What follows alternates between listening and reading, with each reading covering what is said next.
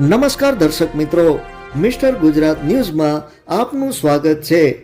મહીસાગરમાં પણ ઝોલાછાપ ડોક્ટરો પર પોલીસની કાર્યવાહી કરવામાં આવી હતી। મહીસાગર આરોગ્ય વિભાગમાં કુંભકરણ નિંદ્રામાં ત્યારે પોલીસે કરી કાર્યવાહી। મહીસાગર એસઓજીની ટીમે ઝોલાછાપ ડોક્ટરને ઝડપી પાડવા કડાણા તાલુકાના કરવાઈ ગામે પહોંચી હતી।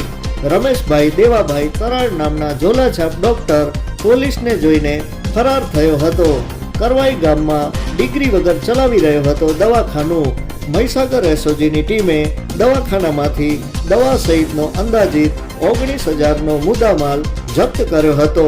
મહીસાગર એસઓજી પોલીસ દ્વારા દવાખાના ઉપર કાર્યવાહી કરી ઝોલાછાપ ડોક્ટરને ઝડપી પાડવા ચક્રો ગતિમાન કર્યા હતા। Report by Virbhadrasinh Sisodiya. જોતા રહો મિસ્ટર ગુજરાત ન્યૂઝ, સત્યતાની સાથે સ્પષ્ટ વાત। ધન્યવાદ।